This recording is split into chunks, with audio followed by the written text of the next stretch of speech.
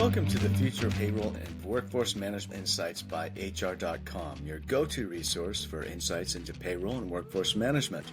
From navigating compliance and technology trends to exploring the latest in global payroll solutions, we're here to keep you ahead of the curve. Join us as we dive into the forces reshaping payroll and share practical strategies to optimize your workforce management. Let's get started.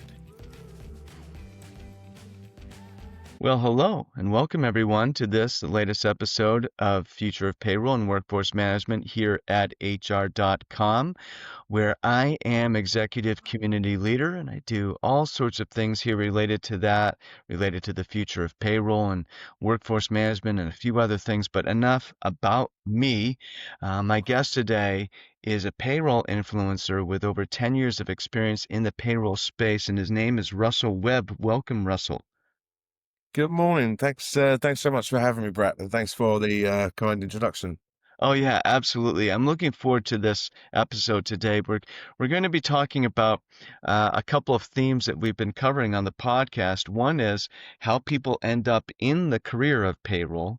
Everyone seems to have their own little story. Nobody really planned it. Very few people planned it, but they end up liking it a lot. And then the other piece of it is talking about areas of interest in payroll, and yours being global payroll, and you have a few really insightful thoughts to share around that. I think our audience is going to learn a lot today.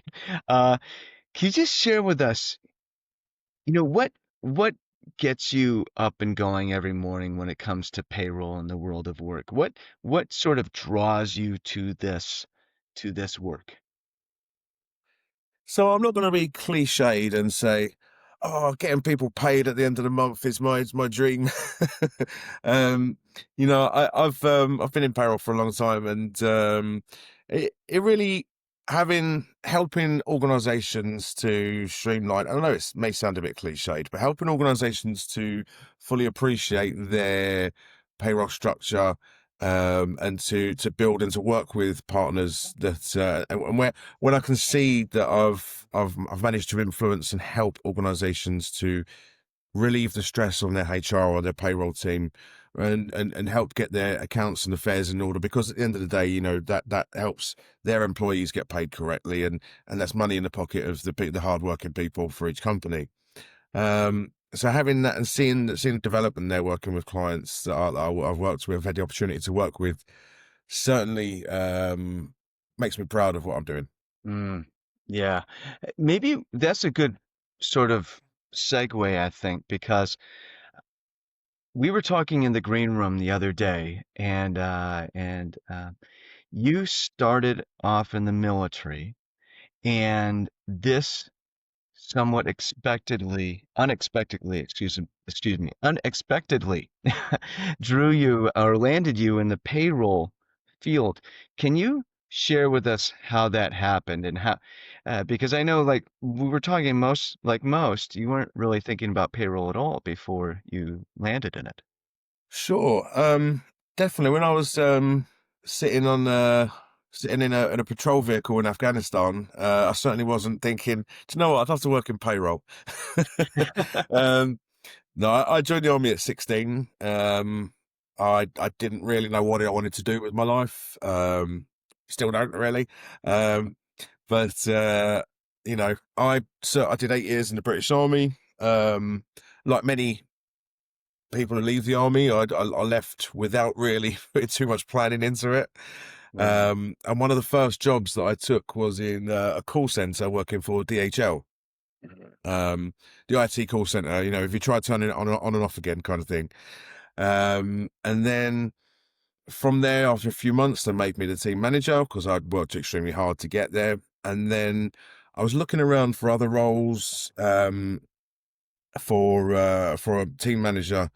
And I saw a role at ADP, one of the biggest payroll companies in the world. The role was to manage their Swedish payroll team, but it wasn't necessarily a technical payroll role. It was to manage people, just to help to develop the people and to build a good kind of team ethic and to build a really good team.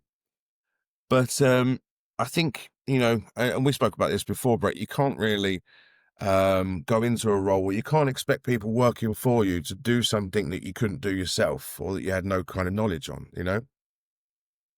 So from there, I kind of built my knowledge on, at the time, Swedish payroll, which is quite complex.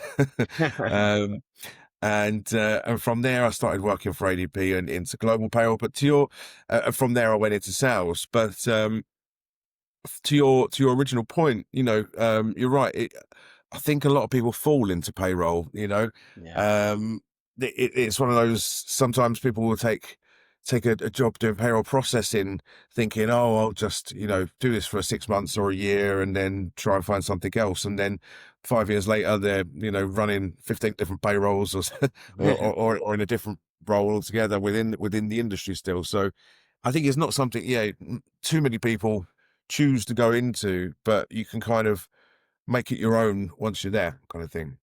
Yeah, it's it's really interesting how that plays out, and there are efforts in the profession to create more um uh what's the word? To Structured kind of yeah, that's pathways, the I word I think. was looking for. Yes, thank you.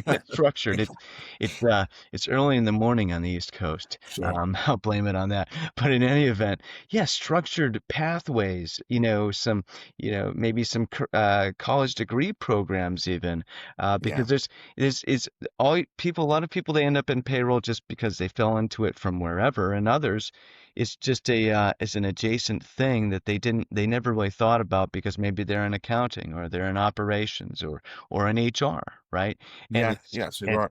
particularly adjacent with HR and with finance. Um, and it's interesting to hear these stories because I like bringing these into the podcast because it really helps people sort of imagine a career in payroll and I suppose it gives a human element to it as well, really, doesn't it? yeah, there absolutely is, and that's why. And I wasn't expecting that we would necessarily cover this, but maybe let's talk about for a moment. Where do you think payroll should sit in the organization, or what are some of the rationale? So you have HR. Sometimes it lives under HR, sometimes it lives under finance, but it's really kind of both. Do you have any thoughts around that? I'm going to choose the coward's way out and say there's no right answer.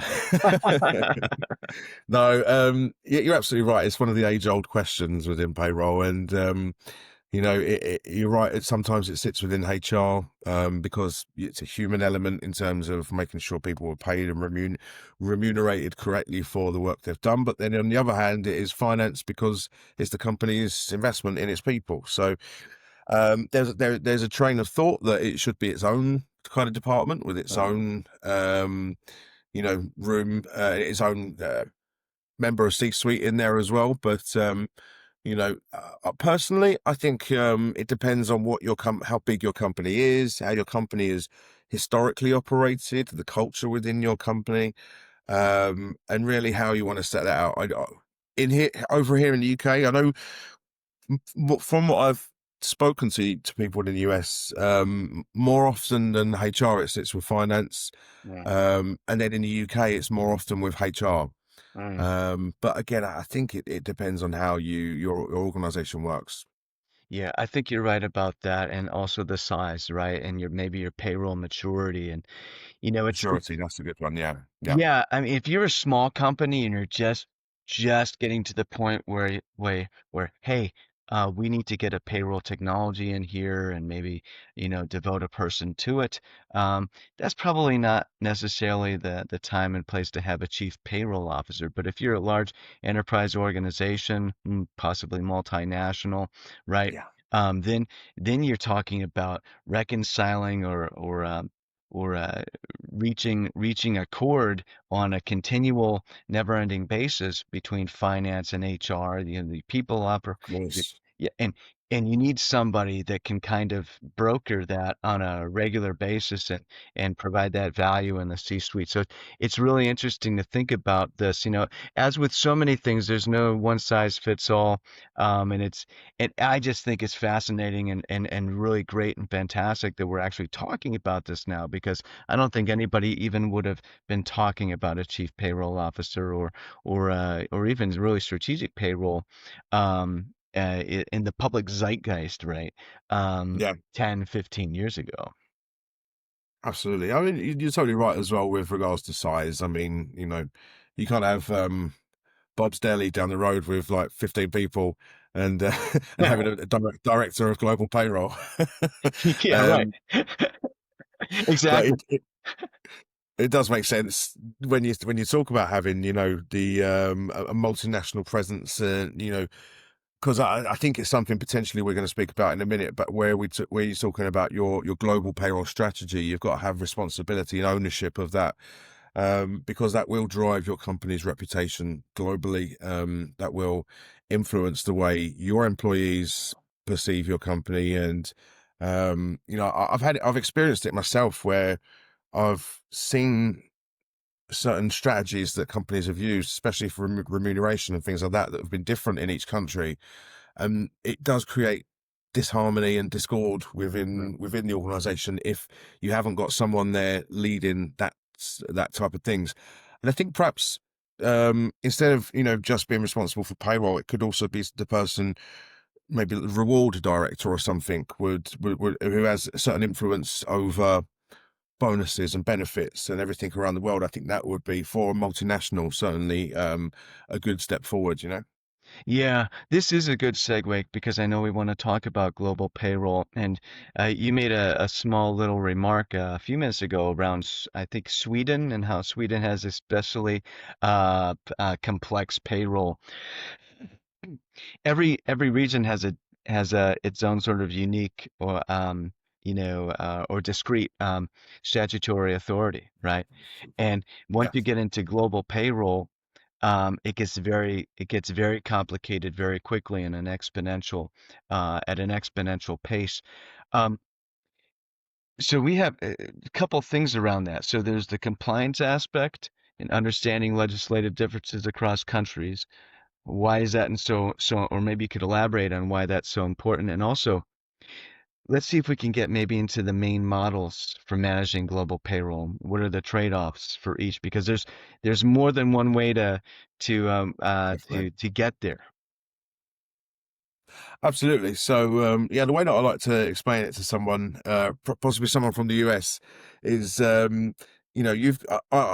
we don't really take it into account, but I'm fully aware that in the US you've got 50 different sets of legislation about how payroll should run. So, we've got the same, even more varied in Europe, for example. Plus, everyone speaks a different language. So, so that's the compliance in multinational like organizations, especially around Europe, is a huge challenge. You've got so many different rules and regulations. If I give you an example, I had a Swedish employee working for me when I was managing the Swedish team, but that employee was based in Sweden, and she said to me, "Oh, I'm going back on maternity leave next month." And I was like, "But you had your baby like 2 years ago." So yeah, but you can choose jump in and out of maternity leave. And I was like, "What?" That blew my mind how that works.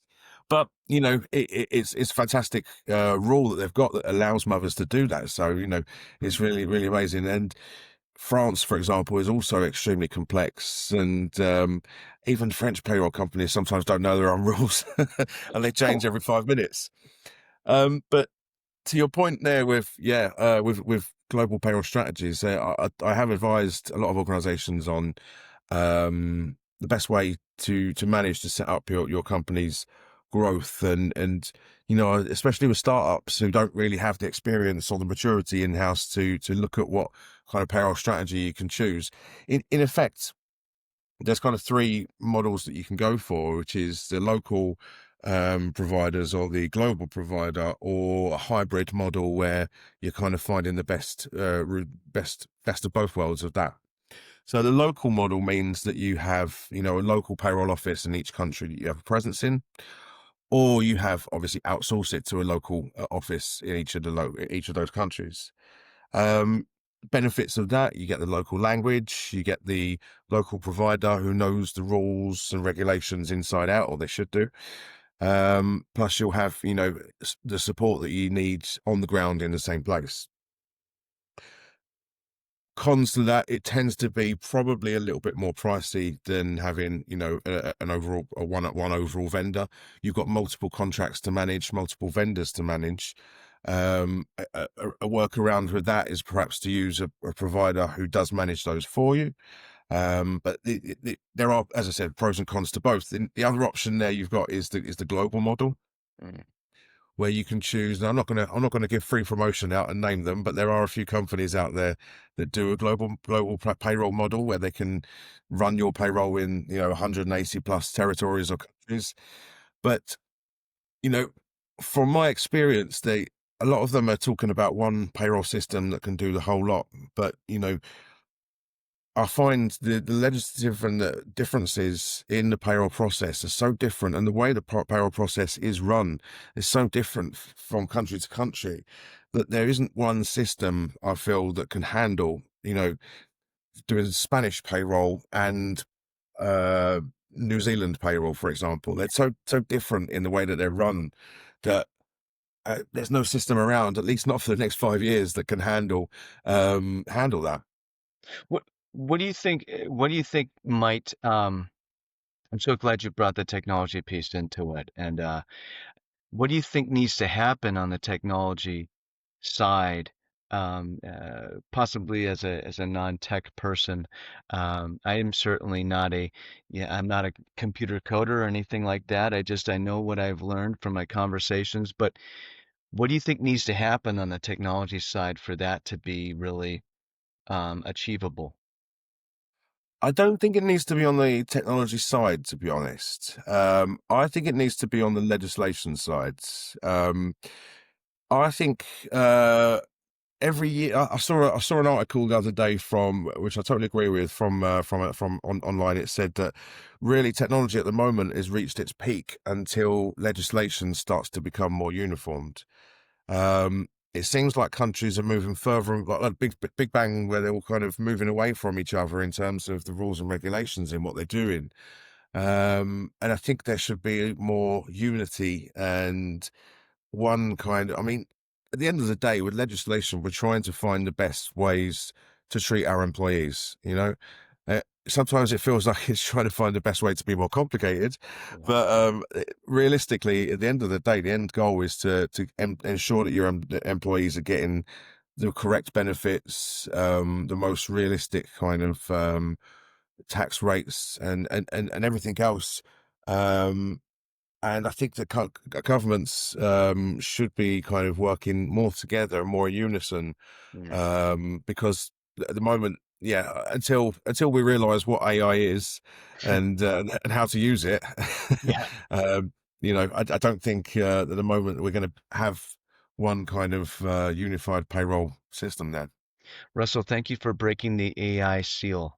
Uh, you can't get through a podcast and payroll these days without talking about AI. I'm glad you brought it up. Um, it's usually me. I'm usually the one who brings it up first, so congrats. Um, I love that. And by the way, you gave me a headline idea, the Big Bang Theory of regulatory Payroll legislation. landscape. Yeah, yeah, payroll legislation. Um, and you're absolutely right. But at the same time, is uh, that could be more than 5 years easily, because Yeah, that we'll see. I mean, we'll see whether the pressures of um, AI and other technological advancements might finally convince countries collectively, and might like bring about some sort of of an understanding, a common understanding around this. It's really interesting. By the at the time being, it really is like herding cats. And if yeah, I've heard you mentioned the United States and 50 states, all with their different payroll rules and whatever. It's there are employers of record. I'm using that term sort of loosely right now that focus just on the United States and for other countries, right? And so, hey, you want to do work in the United States? Well, that's actually you you're doing it the United States plural, right? So it's however many states you're in, right? So it's really Yeah. interesting. Um, um, and and I love the fact, what you brought up around managed payroll, right? And these sorts of options and the pros and cons. And there's a lot to think about in the global payroll, um, just the whole calculus of it. If you were to an organization, let's say you're an organization and you're in the payroll department and uh, and let's say you don't necessarily have the ear all the time of organizational leadership, but you've Yeah. caught wind of the fact that they're thinking about expanding globally. What would you, if you were in that position, in those circumstances, as a payroll leader of the organization, what would you do? I imagine, you know, uh, first of all, I'll just start by saying, like, I think, in that respect, I think a lot of people, so in the UK, for example, I work primarily in the UK at the moment, but I think a lot of people are very fixated on their own country's legislation and technology available. So in the UK, we have a lot of different payroll systems that are just for the UK. They wouldn't work anywhere else. And I think a lot of people get fixated on just their country. But if you're within perhaps a startup, for example, or a company that, as you said, expanding or planning to expand globally, it would certainly be worth, first of all, making a roadmap. Um, you know, even as you, in your example, you said, that you haven't really got nothing set in stone yet, but, it's worth making a hypothetical roadmap, how you could potentially, look at things going forward and, understanding the territories that you're potentially moving into. And then looking at, forming relationships, perhaps on places like LinkedIn already with local providers, local experts, local people like me, uh, just understanding, what the market is like in the countries that you're looking at, understanding what might best suit your organization, whether you've got the capacity to handle it from one central location, or whether you're going to need to have people on the ground, in that new country. Mm. And then understanding if it's a particularly easy country to work with. So there are some easy countries to work. There's a list online I've seen which rates the complexity of the different countries' legislation. So perhaps understanding that would be important. But I think, really, to your point at the start, I think, we should be more global in terms of the way we think. Even if you're working with one organization that's one country at the moment, you never know what the future might hold. And it's important to have a broader understanding of how payroll works across the world. So, perhaps not needing to know the exact specific legislation and tax rates in every single country, but at least knowing how things work in other countries and if there are any differences. And you can perhaps relate that a bit to what you're doing in your own country to make your own processes easier, perhaps. Yeah, it seems like an opportunity to get in front of organizational leadership and say, hey, um, here's some things to consider. And Definitely. all of a sudden you're presenting yourself as a potentially strategic asset. Um, Thought leader.